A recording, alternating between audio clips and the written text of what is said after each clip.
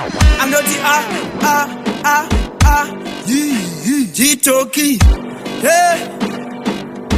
Toki Focus akabva kumusha nezuro ndewe kumaraini kwana vharazipi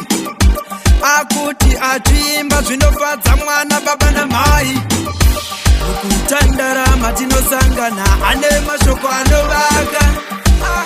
sani zvangu zvinobva kuna Jehovha toita sandine zvandakatsika ndichikirwe ndinosvika kunyangwe zvisina kundipita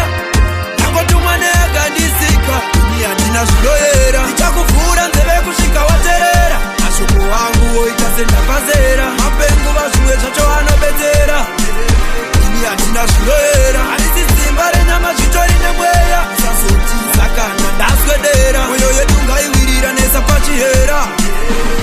chimbondi panguva kani zviro zviedzwa imbotanga watsenga usangomedza vese vakatsenga vakundishedza kutonga kwake wedenga nekuti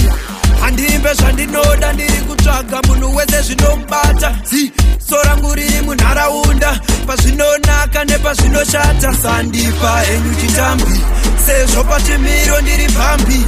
asi nzwai zvobuda mukati musateuke kuti zvikubva pai toita sandine zvandakatsika ndichikirwe ndinosvika kunyangwe zvisina kundipita nangotumwa neakandisika ini handina zvinoyera ndichakuvhura nzeve kusvika waterera mashoko wangu oita sendapazera mapenguva zvimwe zvacho anobetsera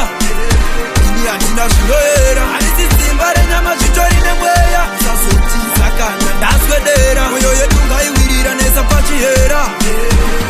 kana zvako zvaita kumusiki ndotenda pane pandashaisha tokiya papabhenda changu kushanda varungu ndimikenga panotsvedza pa ndingamire ndega werere mandipa simba kuti ndisanete imi maita ndiremekedza